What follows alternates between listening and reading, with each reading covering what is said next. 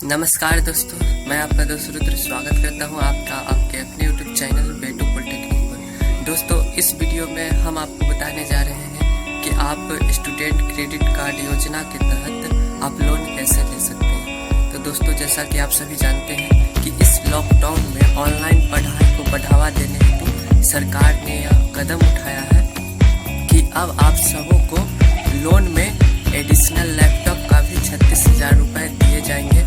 और सरकारी जो संस्थाएं हैं, जो शिक्षा विभाग है, उसने हर एक कॉलेजों को यह आदेश दिया है कि हर एक स्टूडेंटों को अब जागरूक किया जाए कि वो बिहार बोर्ड या फिर कोई अन्य बिहार के जितने भी छात्र हैं उन्हें यह बताया जाए कि वह ऑनलाइन हेतु पढ़ाई हेतु लैपटॉप खरीदे।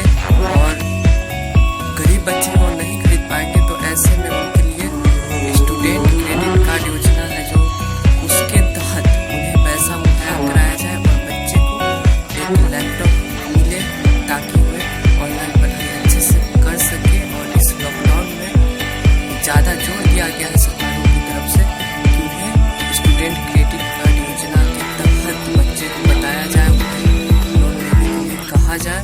इस सुविधा से लाभ उठा करके हुए लैपटॉप को खरीदे और अपने पढ़ाई को ऑनलाइन या फिर डिजिटली माध्यम से करें। तो दोस्तों, इसलिए अब जरूरी भी बन जाता है क्योंकि अब सरकार की तरफ से भी कहा जाता है कि इस योजना से अब आप लोगों को जोड़ा जाए। तो इसलिए जरूरी बन जाता है कि इस पर मैं आपको बताऊं कि आपको लोन लेने में क्या क्या प्रोसेस करनी होती है, क्या क्या आपको एक पॉइंट जाननी जरूरी है जिससे कि लोन आसानी से ले सके, आपको कोई भी दिक्कत ना आ सके।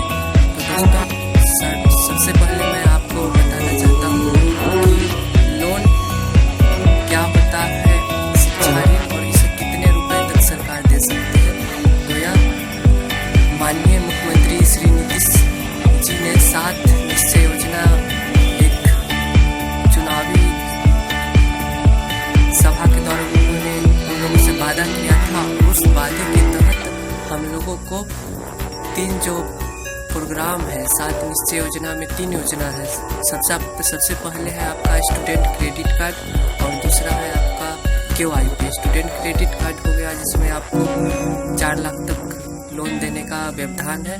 और KYP होता है जो कि आपको कंप्यूटर की शिक्षा को बढ़ावा देने हेतु आप लोगों को कंप्यूटर मुफ्त में सिखाया जाएगा, उसके लैब करवाए जाएंगे और 3 महीने या 6 महीने का कोर्स होता है। उसे करने के बाद आपको सर्टिफिकेट दिया जाएगा और उसे करने के बाद आप लोगों में कंप्यूटर का ज्ञान आ जाएगी, उसे चलाना या फिर बहुत सारी चीज़ें जो करना होता है वो सब आपको करने आ जाएंगे और आप एक अच्छे व्यक्तित्व वाले पर्सन बन सकते हैं। जो कोई भी सर्विस करते हैं तो कंप्यूटर की ज़रूरत होती है, तो इसलिए KYP भी एक महत्वपूर्ण 7 निश्चय योजनाओं में से एक है। दूसरा था और तीसरा है हमारा स्वयं भत्ता, जो कि बेरोजगार युवाओं को कुछ पैसे देने के लिए बनाया गया है।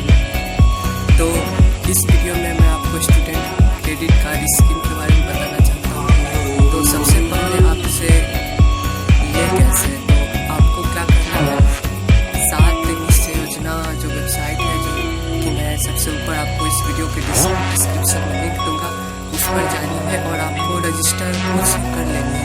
यूजर पर जाना है, आपको आधार कार्ड मोबाइल नंबर लेके रजिस्टर कर लेनी है और आप उस पोर्टल में रजिस्टर हो जाएंगे और तब आपको DRCC जानी होगी। तो आप इसे नहीं भी कर सकते हैं, आप DRCC जाएंगे तो वहाँ भी ये प्रोसेस वो लोग कर देंगे, लेकिन ज़्यादा बेहतर होगा कि आप इतना प्रोसेस उस पर रजिस्टर्ड खुद से हो जाए तो आपका समय बचेगा। तो दोस्तों, आपको इस लोन लेना है स्टूडेंट क्रेडिट कार्ड योजना के तहत आपको लोन मिलेगी, वो कितना मिलेगी ये सब मैं आगे बताऊंगा और किन किन डॉक्यूमेंटों की ज़रूरत होती है वो भी मैं आपको वीडियो में बताऊंगा। आप पूरा देखते रहिए। तो दोस्तों, सबसे पहले आपको अपने कॉलेज से, अगर आप 10वें या 12वें के बाद ग्रेजुएशन में हो, बीटेक में हो, डिप्लोमा में हो या फिर ITI कोई अन्य कोर्स कर रहे हैं, तो सरकार ने स्टूडेंट क्रेडिट कार्ड योजना के तहत आपकी पढ़ाई का खर्चा खुद उठाने का जिम्मा लिया है जो बच्चे नहीं पढ़ सकते हैं, आप लोगों की पढ़ाई को बढ़ावा देने के लिए आपके पढ़ाई का खर्च सरकार उठाएगी, बस आपको पढ़नी है। तो इसके तहत आपको कॉलेज में जितने भी फी लगेंगे या फिर आपके रहने खाने का फी, वो सब खर्च आपको सरकार ऋण के तहत देगी। और यदि आपको लोन लेने के बाद जब तक आप लोन पढ़ाई करते रहेंगे, जितने साल का कोर्स हुआ तब तक आपको इस लोन के तहत ब्याज नहीं लिया जाएगा, विदाउट ब्याज है। और जब आपके कोर्स पूरे हो जाएंगे उसके बाद से आपका उतने पैसे पर 4% वार्षिक ब्याज होगा। वार्षिक ब्याज आप समझ सकते हैं, हम लोग जो ऋण दूसरे को देते हैं तो महीने में ब्याज लेते हैं, लेकिन यहाँ पे वार्षिक ब्याज है 4%, जो कि बहुत ही कम होगा। तो आपको कोर्स पूरा करने के बाद उससे सरकार को लौटानी होगी। लेकिन सरकार ने यह बताया है कि अगर कोई छात्र को या फिर युवा को सर्विस नहीं हो पाती है तो ऐसी स्थिति में अगर वो पैसा नहीं चुका पाते हैं, देने योग्य नहीं बचते हैं, तो भी उनका ऋण माफ भी हो सकता है। तो दोस्तों, मतलब आप जॉब नहीं भी लगता है तो आपका लोन माफ भी हो सकता है अगर आप देने में सक्षम नहीं है तो ऐसे में आपको लोन लेने ही चाहिए। अगर आपका जॉब नहीं भी होता है तो सरकार हो सकता है कि माफ भी कर दे, और आपको अच्छे से पढ़ाई करनी है तो, और गरीब भी है तो आप लोन लेना ज़रूरी है, आप ले सकते हैं। तो यही स्टेप है। पहला तो मैंने आपको बताया कि आपको 7 निश्चय योजना है, उस पर आपको लॉगिन कर लेनी है। मैं जो लिंक में डिस्क्रिप्शन में लिंक दूंगा, सबसे ऊपर होगा, उस पर जाके आपको रजिस्टर हो लेना है। और उसके बाद आपको जाना होगा DRCC, और पहले DRCC जाने से पहले आपको जिस कॉलेज में है वहाँ आपको बोनाफाइड लेना होगा। बोनाफाइड क्या होता है और फी स्ट्रक्चर क्या होता है, ये दोनों आपको कॉलेज से लेनी होगी। बोनाफाइड का मतलब होता है कि आप उस कॉलेज में पढ़ रहे हैं, ये आपका प्रूफ होगा कि आप उस कॉलेज में सचमुच पढ़ रहे हैं। तो कॉलेज की तरफ से एक सर्टिफिकेट या फिर पत्र दिया जाएगा जो आपका बोनाफाइड होगा, और वो आपको लेके जाना है। और फी स्ट्रक्चर जो आपको कितने वहाँ रहने खाने में कितना खर्च होता है वो आप कॉलेज ही फी स्ट्रक्चर देगा, और आपको लेके जाना है DRCC। और आप किसी भी कॉलेज के हो, जैसे डिप्लोमा कर रहे हैं, हो सकता है किसी अन्य जिला के आप जाना पड़ा, जैसे किसी दूसरे जिला में जाना हो और आप किसी दूसरे जिले के हो, तो आपको किस DRCC में जाना है, आप जहां आपका घर है उस जिले का DRCC में आपको जाना है। और आप वहां जाए, अपने ज़िले के DRCC ऑफिस में जाए, जैसे वैशाली का DRCC हाजीपुर में हुआ, इसी प्रकार अन्य जिले हर एक जिले का DRCC होता है। और आप वहां पे जाए और लोन DRCC लोन लेने के लिए अप्लाई कर सकते हैं। तो आपको जाना है DRCC, और वहाँ पे आपको बोनाफाइड दिखाना है और बहुत सारे कुछ और डॉक्यूमेंट लेने होंगे। आपके को एप्लीकेंट जो आपका पिताजी हो गए या फिर कोई अन्य भी आपको एप्लीकेंट बना सकते हैं, उनका भी कुछ डॉक्यूमेंट चाहिए, और वो सारा मैं आगे बताऊंगा आपको। और उन डॉक्यूमेंटों को आपको वहाँ पे DRCC में जाके वेरीफाई करवाना होगा। और आपका सारा डॉक्यूमेंट अगर सही रहा तो आपका स्टूडेंट क्रेडिट कार्ड जो योजना होता है उसमें आपका नामांकन दर्ज कर लिया जाएगा, और आपको एक पेज दे दिए जाएंगे, एक ऐसा पेज जो अभी आप देख सकते हैं, और ये पेज दिए जाएंगे। और उसके बाद आपको आपका प्रोसेस पूरा हो गया है और आपको फिर चले आना है अपने घर। और अब क्या होगा कि अब DRCC आपने जो डॉक्यूमेंट दिया है उसे वेरीफाई करेगा, और उसके बाद आपके कॉलेज में एक अपना आदमी भेजेगा जो आपके कॉलेज में जाकर वेरीफाई करेगा कि आप वहाँ के स्टूडेंट सचमुच में है या नहीं। और वहाँ से वेरीफाई करने के बाद वहाँ के कॉलेज का जो अकाउंट नंबर होता है और कुछ और भी चीज़ें, वो सारा चीज़ वेरीफाई करके वो आप, और ऐसा करने में आपके 1 महीने तक अधिकतम समय लगेंगे।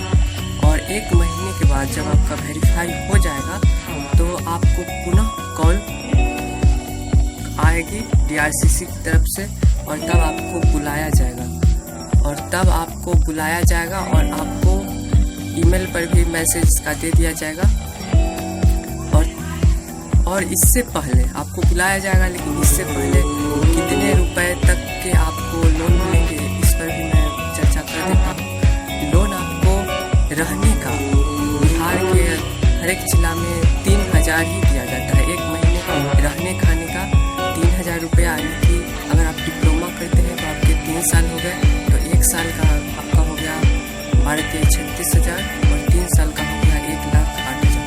तो ये तो आपके रहने खाने का हो गया, जो कि आपके अकाउंट पर भेजा जाएगा, बैंक अकाउंट पर। और जो कॉलेज का जो फी स्ट्रक्चर था वो आपके कॉलेज के अकाउंट पर दिया जाएगा। तो यानी कि आपको कॉलेज का भी बैंक अकाउंट और आप अपना और अपने पिताजी का भी आधार, पैन वगैरह वगैरह डॉक्यूमेंट आपको ले जानी होगी वेरीफाई कराने के लिए पहले स्टेप में। और दूसरे स्टेप में जब आपका प्रोसेस कंप्लीट हो जाएगा तो दूसरा स्टेप करना है कि आपको DRCC की तरफ से कॉल आएगा और आपको वहाँ पे बुलाया जाएगा और आपको एक स्टाम्प पेपर लेनी होगी। 100 रुपये का आप स्टाम्प पेपर ले सकते हैं। इसे आप जहाँ आपका कोर्ट होगा, अदालत होगा, वहाँ से आप ले सकते हैं।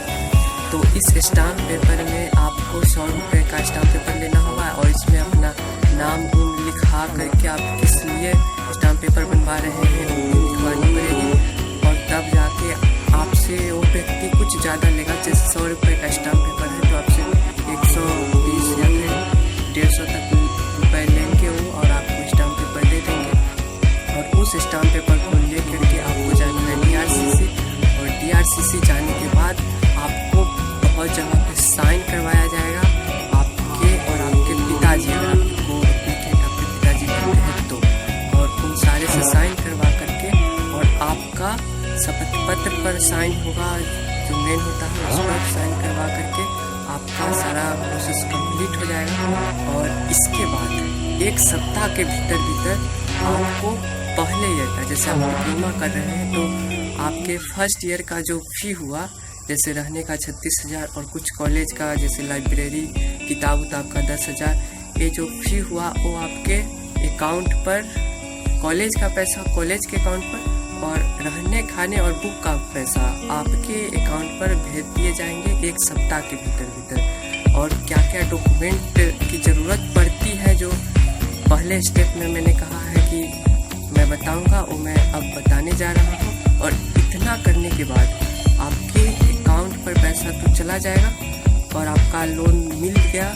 लेकिन फर्स्ट ईयर के बाद भी आपको अगर पूरा पेमेंट, आपका लोन तो पास हो गया होगा, मान लेते हैं 2 लाख का, और फर्स्ट साल में आपको 60,000 मिल गए होंगे। और फिर अगर आप 3rd सेमेस्टर में जाते हैं, मतलब 2nd ईयर में प्रवेश करते हैं, तो उसके जो 2nd पेमेंट करवाने के लिए, जिसे हम लोग सब्सिक्वेंट पेमेंट करते हैं, उसे करवाने के लिए भी एक प्रोसेस होती है।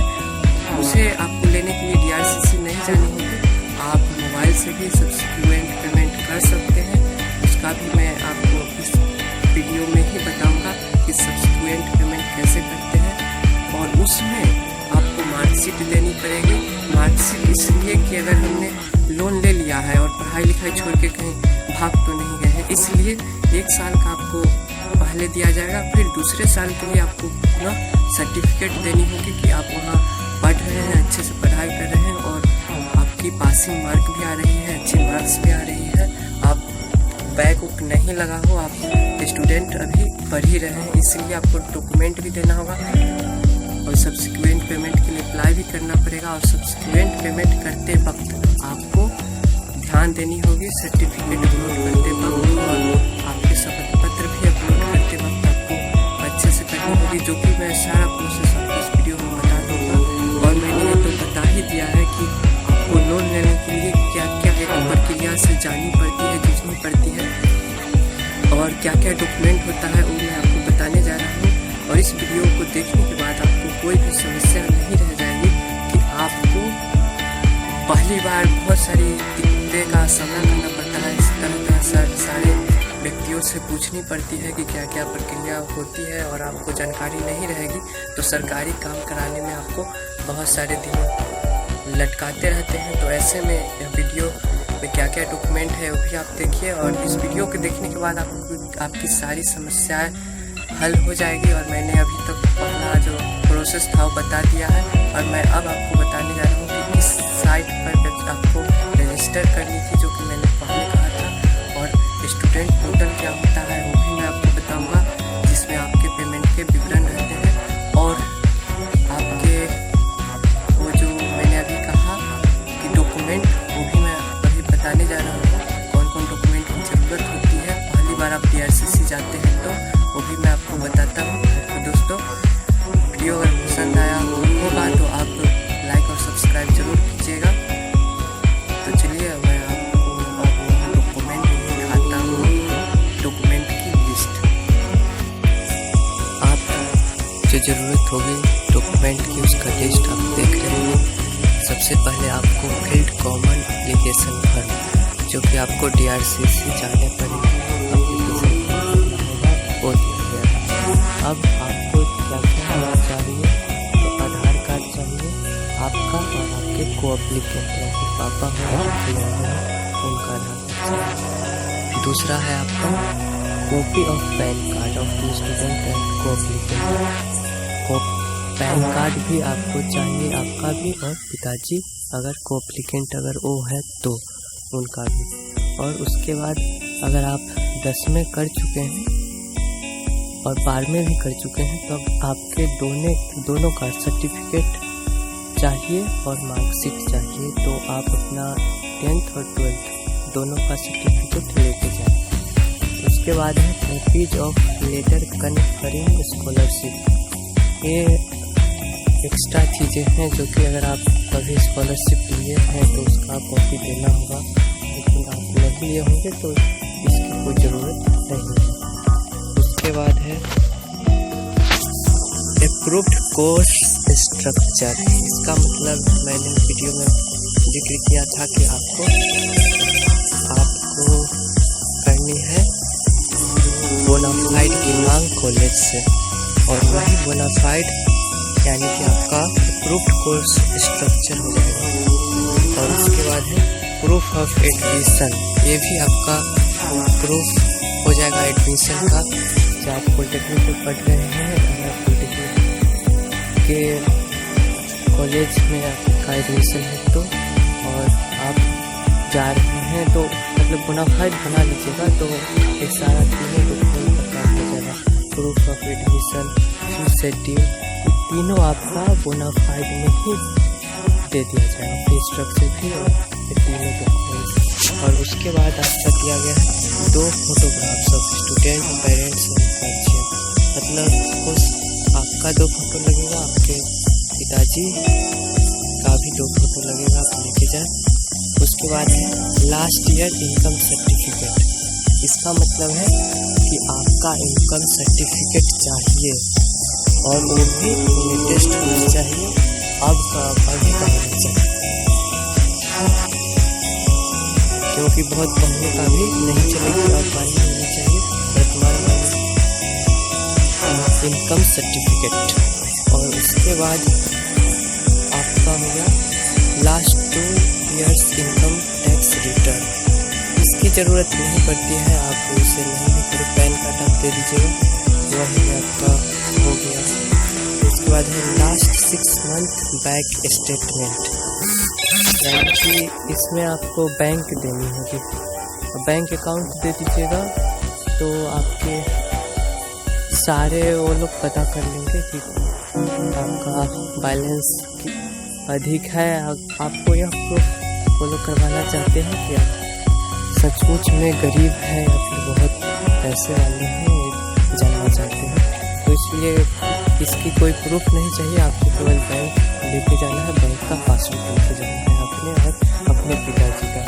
और उसके बाद है प्रूफ ऑफ रेसिडेंस, अपने निवास प्रमाण पत्र ले जाना है, आप वही ले जाए, और नहीं तो अपने जगह का प्रूफ देना है। उसके लिए आपको कोई भी वोटर आईडी भी चल सकता है, पासवर्ड भी चल सकता है, ड्राइविंग लाइसेंस भी चल सकता है, जिससे कि आपका प्रूफ हो जगह जो आप वहाँ के रहने वाले। उसके बाद टैक्स रिसिप्ट है, ये सब नहीं चाहिए। इसमें ज़्यादा दे दिया है लेकिन इन सारी चीज़ों का मांग नहीं होता है। उसके बाद आप नीचे देख सकते हैं एप्लीकेंट्स नीड टू विजिट, इतने वेबसाइट पे जाना है, साथ निश्चय युवा अपनेशन bihargov.in पर, और उसके बाद न्यू रजिस्टर पर क्लिक करना है, न्यू रजिस्ट्रेशन पर, जो मैंने आपको भी बताया था। उसके बाद आपको जो फॉर्म फिलअप करनी थी, जो कि name, mobile number, email ID इत्यादि भरने थे, फिर OTP पर बटन, मतलब ये आप सारे पढ़ सकते हैं, वीडियो पॉज करके आप पढ़ सकते हैं। जो दे दिया गया है इसमें हर एक स्टेप दे दिया गया है कि आपको क्या क्या चीज़ करनी है। तो दोस्तों आप इसे एक बार पढ़ लें, आप इसे डाउनलोड करके अच्छे से पढ़ लेंगे तो ज़्यादा बेहतर रहेगी। ये सारा प्रोसेस है जो आपको एक एक स्टेप्स पता चल जाएंगे, लेकिन आप इसे नहीं भी पढ़े तो भी चलेंगे, क्योंकि जब आपकी ज़रूरत होगी आप खुद करते जाइएगा। इसे पढ़ के आप अपना समय बर्बाद नहीं करें तो ही अच्छा है।